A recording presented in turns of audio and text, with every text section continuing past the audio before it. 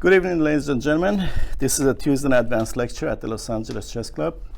And this is the month of March 2017. This month, the whole month, we'll be talking about World Champions Classics. These are the games that are famous in chess literature for not just because it was a World Championship game, but because it was a great game in the World Championship game.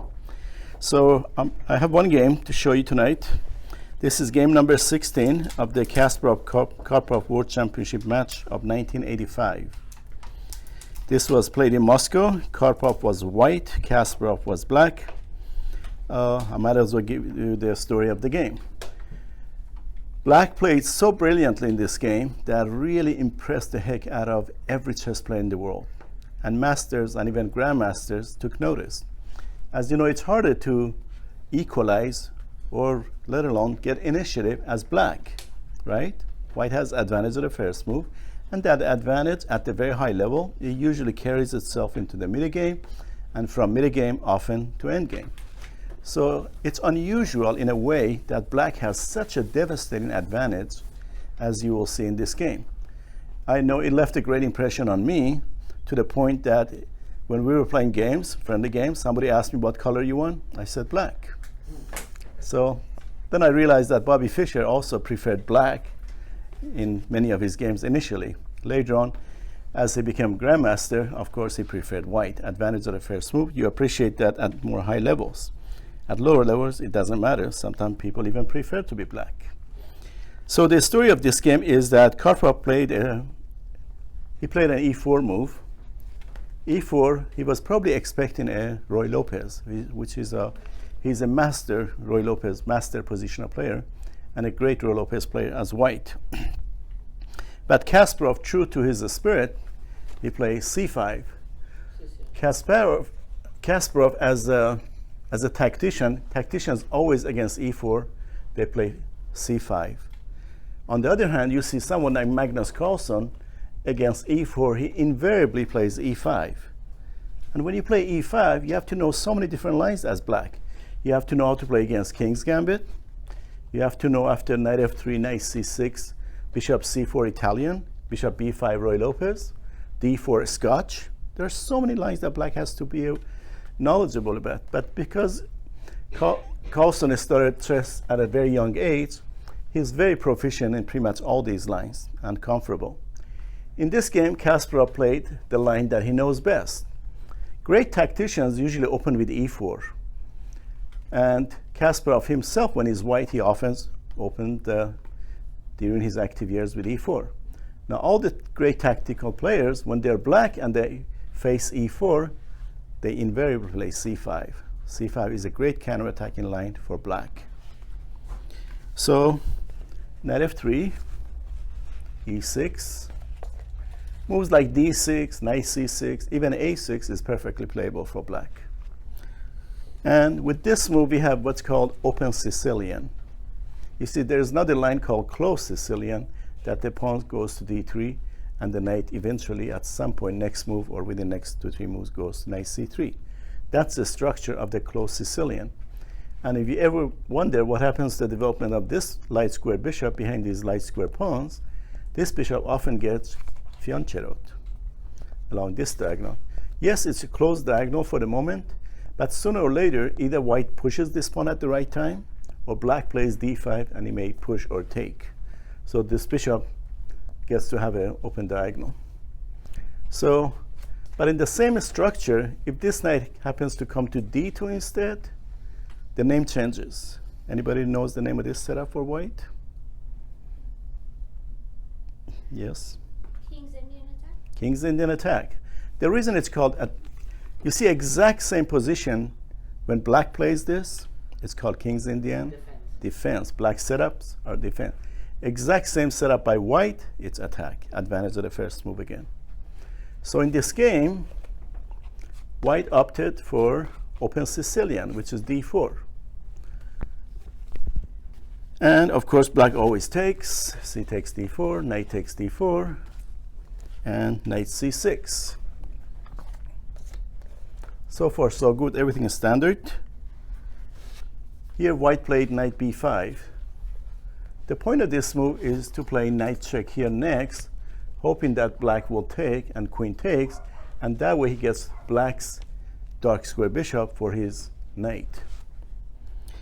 After knight b5, black played d6. So black put a stop to that check. White could attack that pawn one more time with bishop f4. That's What did you play right now? pardon me? Pawn d6? Yeah, black just played d6. So white could attack the pawn 3 times with this move, and black could play e5. Bishop comes back here, knight f6, bishop back to g5. And the point is he wants to trade that bishop for the knight and keep the square as weak as possible. So in this game, that's one continuation. Another continuation that Karpov played in this line, after d6, white played c4. So as you see, white increases pressure on d5 square. So after c4, black played knight f6, attacking this pawn, and white plays knight 1 c3. When you have 2 pieces going the same square, you got to identify where they're coming from. This is knight 1 c3 because they both happen to be on the b file, and this is n5 c3. So after this, now you saw that 2 knights were fighting over 1 square. Now that this knight came over here, this is a good time for black to attack this knight, which pretty much has only one place, and that is knight a3. So there's a saying, knight on the rim is grim or dim, and Wait, why not knight d4? knight d4 was also possible. But when knight d4, probably black could play queen b6 and attack it one more time. You see, after knight d4, queen b6, what should white do? Bishop e3. Bishop e3 fails to queen takes. Oh.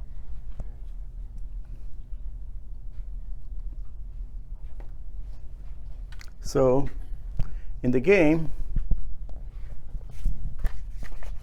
knight came to a3, and Kasparov is a kind of Sicilian player that on move 2 almost always plays d6 rather than e6 that you saw over here. When you see all of a sudden somebody changing his repertoire, there must be a good reason for it. And that reason often is that he has a particular variation that he has studied and he wants to uncork on the board. Sure enough, here comes that move. d5. How many ways white is controlling d5 square? 4, How many ways is black defending it? 3. So it looks like it's just black losing a pawn, sacrificing a pawn. And it's a deliberate sacrifice. This is a beautiful example of a positional sacrifice. Positional sacrifice, as opposed to tactical sacrifice, is this kind of sacrifice that you make and you don't get your pawn back for a long time or at all. In tactical sacrifice, you sacrifice something and you get it back within few moves, or you get something bigger back. In this case, as you'll see in the continuation of the game, white does not get this pawn back. In other words, black sacrificed a pawn, but because white has made several pawn moves, how many pawn moves white has made in this game so far? 1, 2, 3. 3 so 3 pawn moves. And black has made 3 also, but black has both of these knights in the most ideal squares on the board. Well, you can also give him his bishop and double the pawns. That bishop has a great diagonal too. And once these pawns get traded, this bishop also can come out. So this is a very interesting positional sacrifice. This actually is one of Kasparov's best games ever, along with his game of the century against Topalov. And Topalov was also a strong player, but he never became world champion. But Kasparov is very proud of this game because he's beaten one of the best positional players in history, Karpov. So somebody sacrificed a pawn and you're not sure how to handle it. The good rule of thumb is to accept it, but be willing to give it back at the right time, if you have to. So white accepted, c pawn takes, and black takes with the e pawn, and white captured with the e pawn. So white is a solid IQP or a pass pawn ahead. On the other hand, black will have a good lead in development and will outplay white eventually. So it's black to play. Black played knight b4. This knight is going to have a fantastic career in this game, so remember this piece. Knight b4, it's white to play. He's about to lose his IQP. Bishop c4. Okay, what should white do? Bishop c4. On bishop c4, black could play b5, and then what?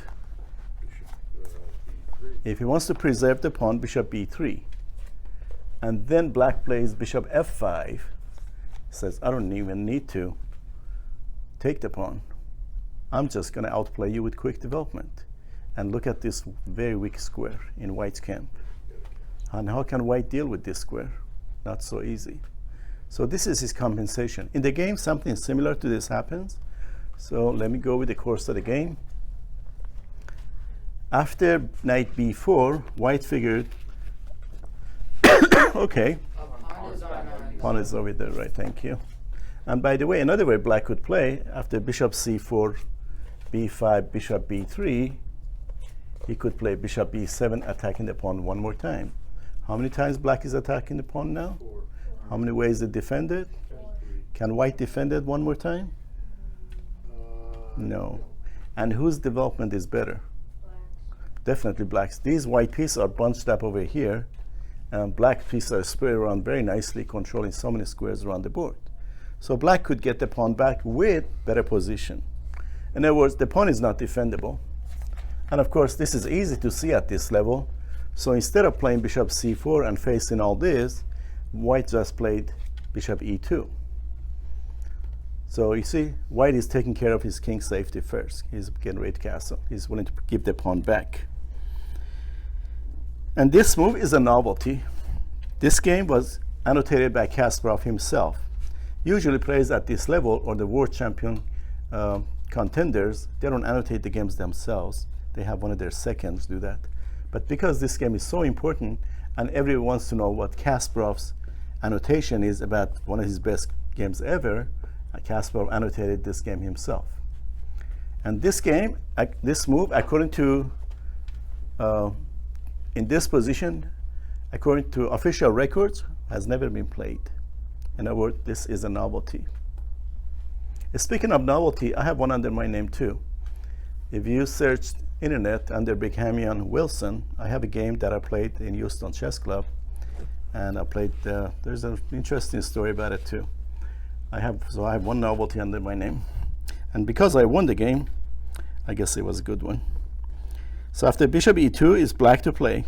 Kasparov himself annotated this game, and from one of the best tactical players in history, we should pay attention. So bishop c5, fantastic developing move, great square for that bishop. This pawn is not a threat, even though officially it's a pass pawn. So he doesn't want to take this pawn immediately. He figured this pawn is not defendable. So right now he's paying attention to quick development. So on bishop c5, that Kasparov himself gave him his move an exclam. It's white to play and white castled. This is move 12. Great players definitely by move 12 have castled.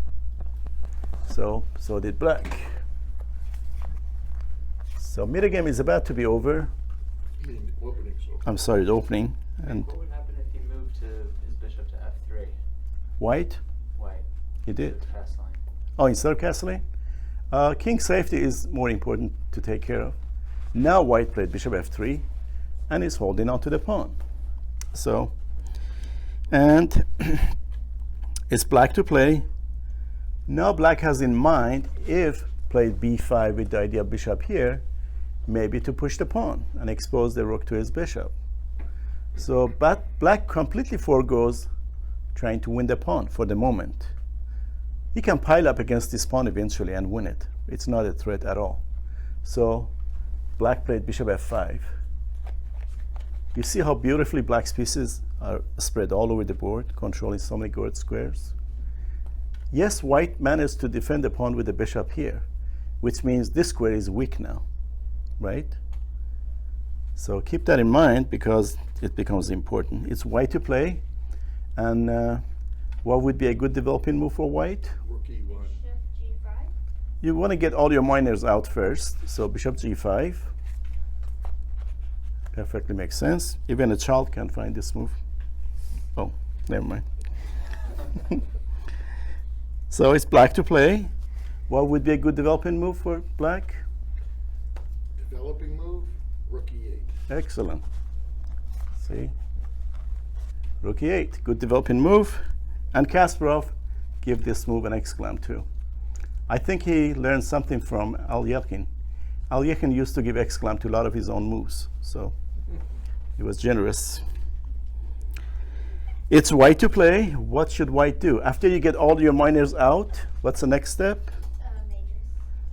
Majors. Majors. Make sure your rooks can see each other. So Queen D2. Queen D2. Very good. Child's play. Black to play. How can black improve his position from here? Queen D6. There are several good moves that black could play. Queen D6, and white may have bishop F4.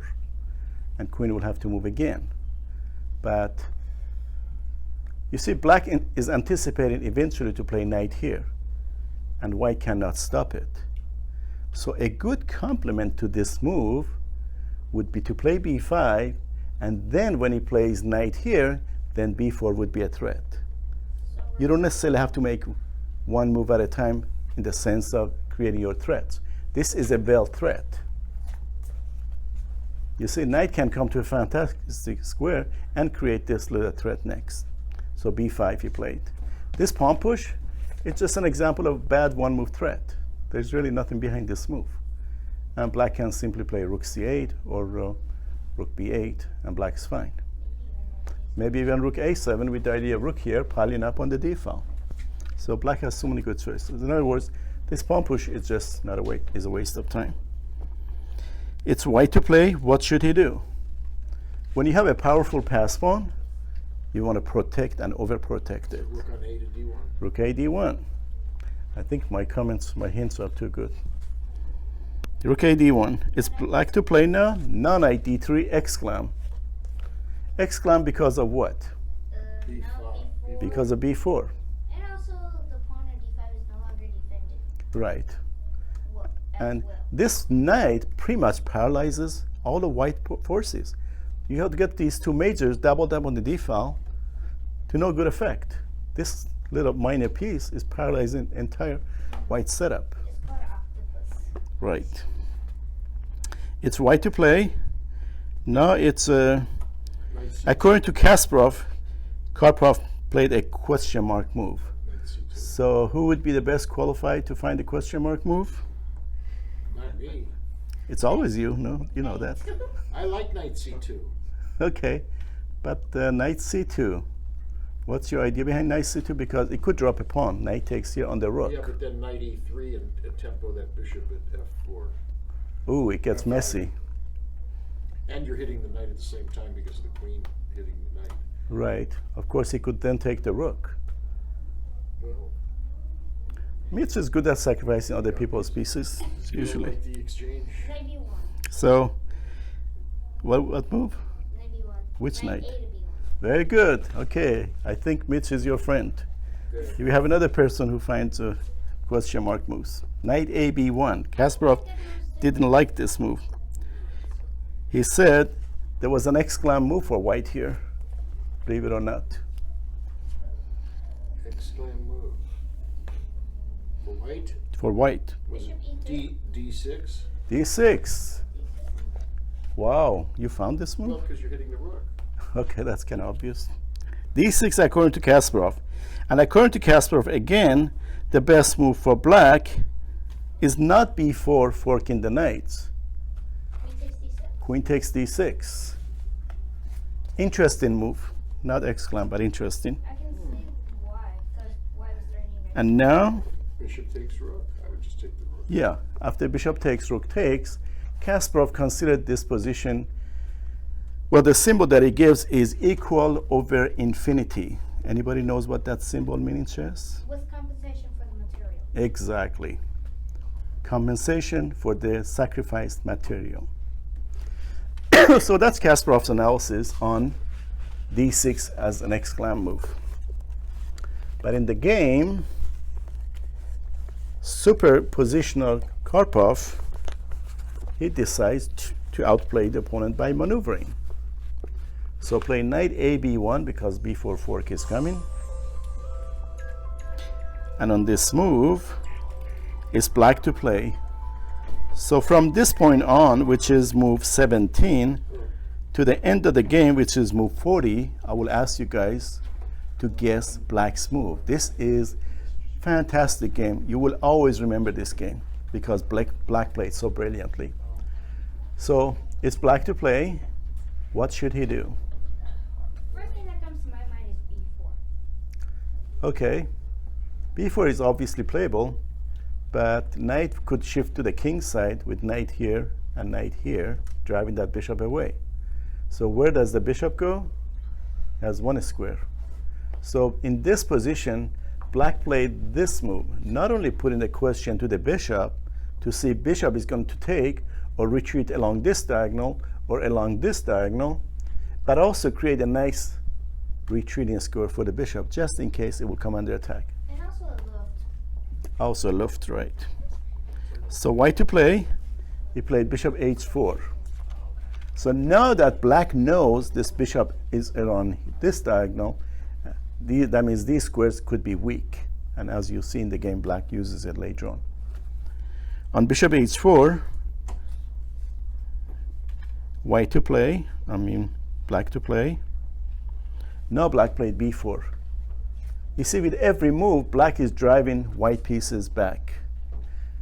There's a knight on the first row. That already doesn't look good. So where should this knight go? E2. He could go to e2, but trouble is, with knight e2, it's black who is dominating the center, and this knight is completely paralyzing white. Of course, he could challenge that knight with, say, knight c1 at some point, but in this game, he decided to play knight a4, putting the question to the bishop. So, which way the bishop should retreat now? Most people in this position, they say bishop a7 to have an eye on this diagonal, on this square. And bishop d6 at the top level, you see quite often also. The advantage of bishop d6 is that it's having an eye on both wings. And it's also blockading the pawn on d6. Blockading the pawn also, right? And with the bishop here, this knight is completely out of the game. Not that black can win it, but it's on the edge. So white has one knight on the edge of the board, one knight on the first row. Those are some of the worst areas for the knights. So as you see, black has full compensation in terms of positional play. So, and when you have a superior position, eventually it would translate to winning position and eventually a win. So after bishop d6, white played bishop g3. So trading these bishops would be good for white, because if you have a pass pawn and your opponent bishop is blockading the pass pawn, it's always a good idea to trade this bishop with one of your own bishops. It's one fewer blockader that is going out of the way. So white played bishop g3. It's black to play. A good rule of thumb when it comes to trading pieces is Let your opponent do it. let your opponent initiate it. Instead, develop one of your pieces. Based on, we could say we're in the beginning of the midgame, early midgame here. Rook c8. So worst piece first. go rook on a to c8. Very good. Rook c8. Rook a c8. Officially, black is now entering midgame. If you want to be strictly based on every piece developing. Nick, I have a question. Mhm. Why specify rook a c8? The queen hasn't left the back rank yet. Yeah, it's for children that may confuse with other rooks. So just kidding. Rook c8. So it's white to play, and white played b3. What's the point of b3? So now knight b2. With the idea of knight b2, knight c4. And after this move, Kasparov gives a diagram. When you see a diagram in a chess book or magazine, what does that mean? It's a winning move. There's a critical moment. You could say the climax or one of the climaxes of the position. This is the only moment in this game that Kasparov gives a diagram. Definitely very important moment. And because it's black to play also, you know there is a fantastic move is about to be played. As a matter of fact, this next Kasparov in this game plays two double exclam moves. One of them is right now and later on towards the end of the game. So anybody cares to tell me, and over years that I've shown this game probably about a dozen times, nobody found this move, Oh, this double exclam move. Is it like a very look So bad? Does the move look bad? what is your suggestion? Black to play, fantastic. It's a very deep move. At first it doesn't look like a great move, but the idea behind it is fantastic. Queen D7. Sometimes the move itself is okay, but the idea behind it is brilliant. Queen D7. Okay. Queen d7 immediately falls to knight b6. Okay. No more comments from Soldi for next 3 months. Just kidding. Okay, you said it doesn't look good, so. I don't think he meant Nice that. escape. I didn't mean that bad. Okay. Any other moves? That's why we have the kids in the class. We need some laugh.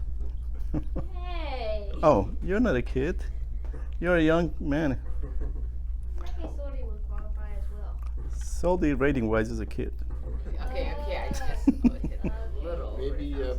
knight h7. You guys gotta roast Knight me seven. on my radio. With the idea of knight f5, Or g5. knight g5. Yeah. Stop laughing at me.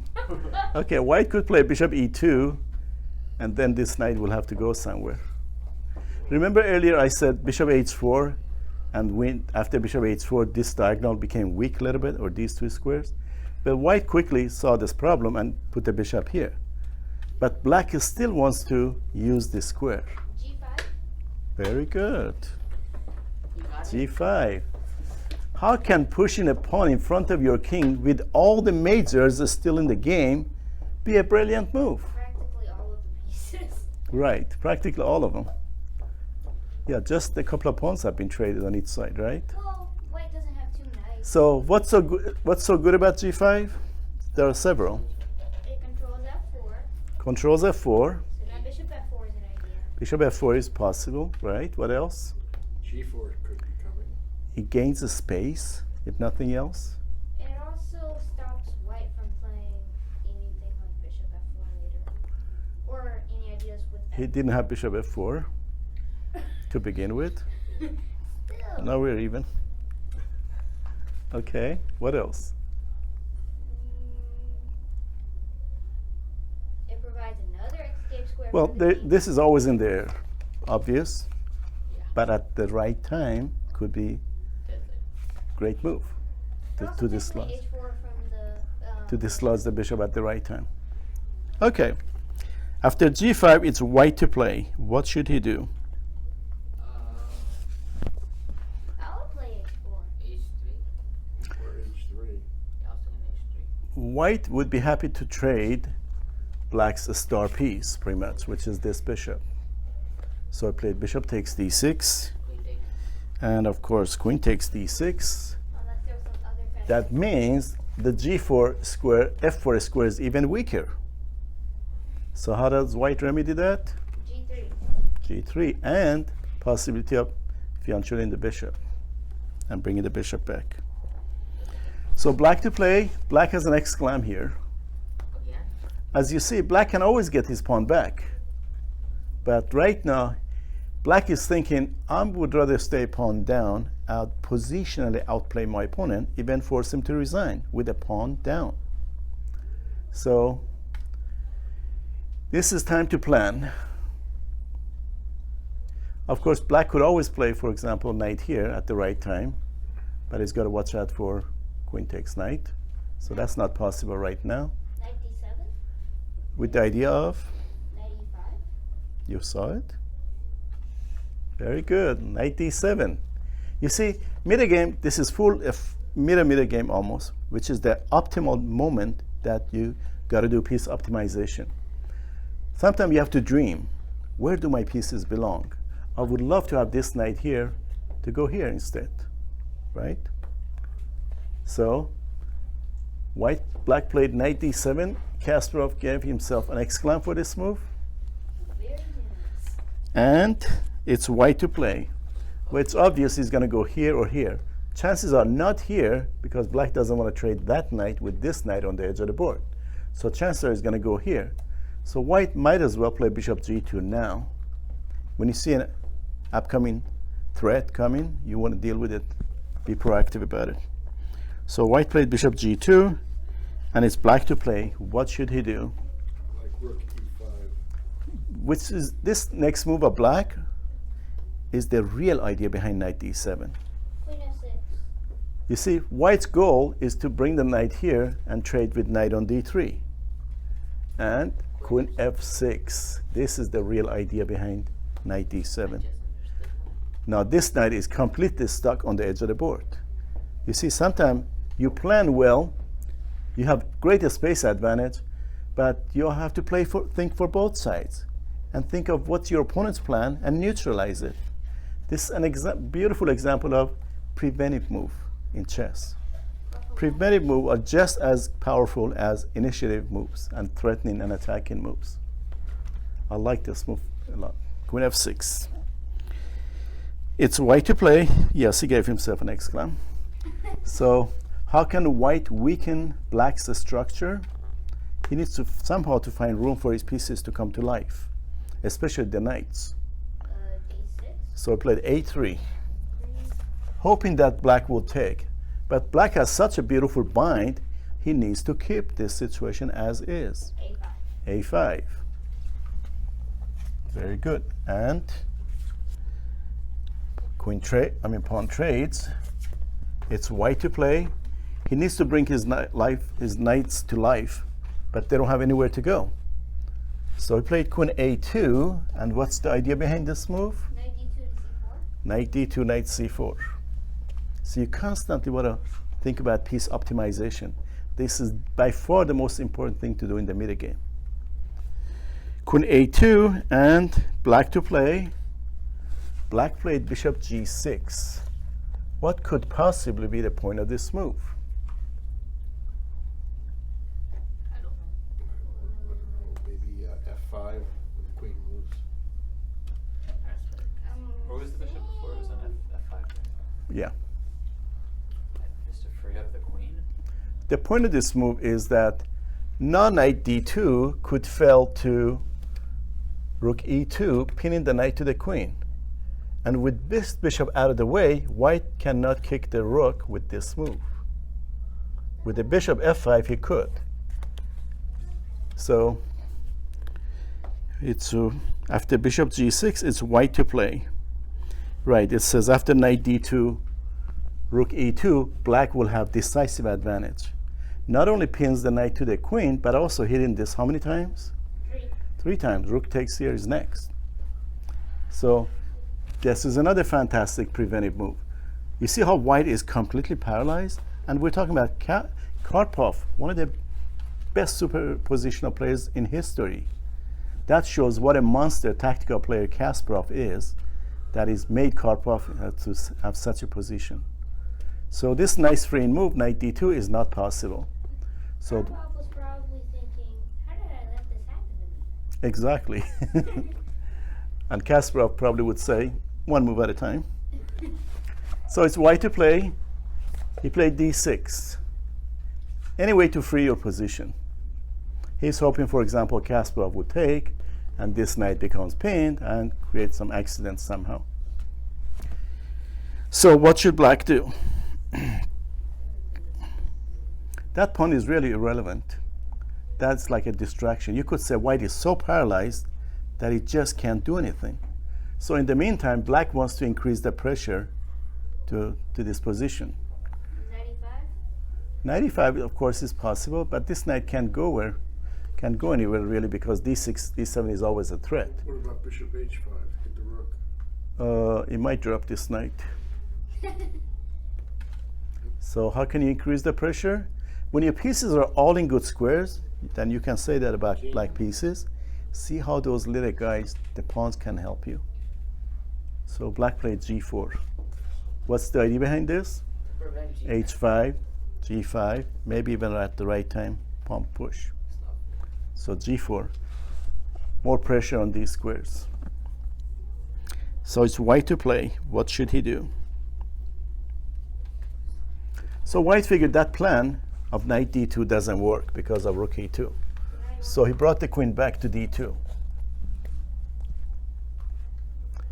What's the point of this move? H6. h6 pawn. And what should black do? King up. All the pieces are active doing something except the king. Oh, so Nothing wrong with bringing the piece to the game, even with pretty much all the pieces in the game. King g7. Not even black king is doing something. So white is completely paralyzed. He must free his position somehow, whatever it takes. f3. So he's going to force open the f file. Either black will take or he will take. But this also means new weaknesses in white's camp. It's black to play, and now Kasparov captured this pawn, getting the queen off the dangerous file. He played queen takes d6. Of course, it looks like white may win a pawn now, but black can always check and take the pawn. It's white to play. What should he do? well, shouldn't he just take? It's not like he has anything better. He did. And sure enough, Kasparov played queen d4 check, and white played king h1, and yes, he can take the pawn, but when there's something more at stake, or maybe with another piece to come to the game, that might be preferable. So black played knight f6, and he would rather capture the pawn with the knight. Isn't threatening a vintage slugger? So it's white's turn. What should he do? Rook F4. Of course, Kasparov knows what to do in case white tries to hold on to this pawn with h3. And with several powerful strokes, black gets the initiative. For example, h3 fails to rook e3, What about 94? hitting this pawn. 94, obviously, white could take, But then bishop takes. and king h2, and king is fairly safe. So that was possible. White did not bother to defend the pawn. Instead, G5. rook f4. This move has all the hallmarks of a good move. Attacking, defending, and get some breathing room. Maybe doubling rooks on the f file. Well, I said that. Agreeable. Knight takes rook. No, you don't. It's black to play now. And obviously Kasparov has seen this move. So it's black to play. Knight takes. One of the important factors of midgame is called force. That means you just outplay your opponent with more forces bringing to the game. So black to play, Rook E4. knight e4. Rook is already controlling a good file. But this knight is way back. Knights are the pieces that need to go forward. Queen and rooks and bishops, they need to stay back. They do their work just fine from long distance. But knights, because they hop 2-3 squares at a time, those are the ones that should be pushed forward. And already there is a serious threat here, right? So what should white do? Bishop takes knight. Rook F1. After bishop takes, what can white do? What has to give up the exchange? He has to give up an exchange. Looks like you're losing it. Right.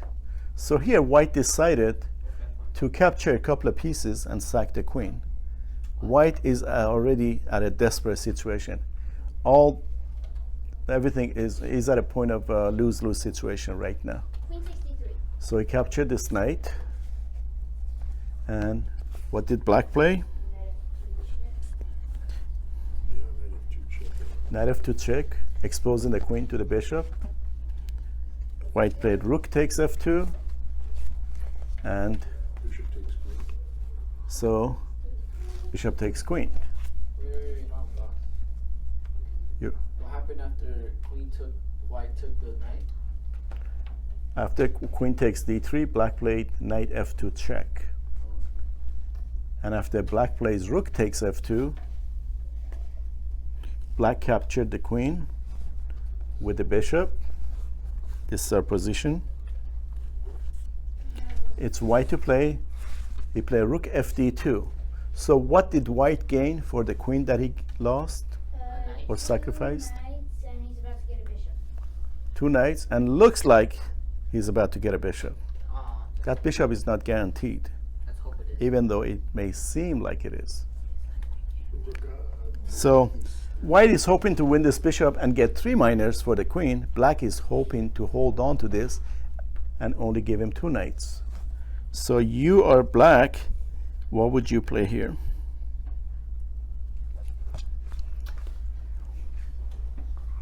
By the way, let's give another move to white. Can white really play queen takes bishop? no, I mean rook? no, queen takes Because rook. queen takes, rook takes, check. Yeah. His only move is bishop drop. He takes the bishop with check. King gap, he takes the knight also. Yeah. White would be way ahead in material. So black, knowing that, black improved his queen position.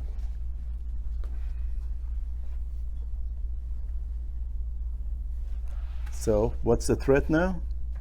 The same. That check. And the same problem if he goes there. It's white to play, and white played rook takes d3. Anyways. No, I'm sorry. Yes, he did. Now rook c1. Black to play, and this is the second double exclam move of the game. Rook c1. Rook c1 is the move. What'd you have for lunch today? I want to have the same thing tomorrow. Rook c1. This is a kind of hard move to see, but when you realize it's tactically fully justified. Let's look at some of the variations. Rook takes queen falls to rook takes rook check. His only move is bishop here. Then rook Take the rook. Take the bishop also, Oh, or you don't have to take it. Rook takes rook, yeah. and there are 2 pieces hanging. So black will come ahead. Instead, on rook c1, white played knight b2. So white is trying hard to hold on to everything and bringing the knights to the game. That is at so early stage of the game. And had white, for example, pushed this pawn, the situation would have been entirely different. Now the king is very vulnerable in the back rank. So after knight b2, it's black to play, and a couple of exclam moves, powerful moves by black. Let's say rook e1, I mean queen e1 check. Queen e1 check is possible, but white can simply play bishop here. Well, you just queen takes bishop. Rook takes, Rook takes rook check. king up. Other rook. And then rook takes knight. Right, and white played knight c4, and white has a rook and a knight and Against 4 2 pawns against 2 rooks and 3 pawns. It'd be a close game. So what if he tries to check here with the rook? White, that would be deadly. So queen f2. This is one of those creepy, quiet moves that is so powerful. Creepy. They call this kind of moves creepy moves in chess, advanced level. So rook takes rook. Threat is rook e1, and that's dead serious threat. So what should white do? The power resign. Oh, resignation.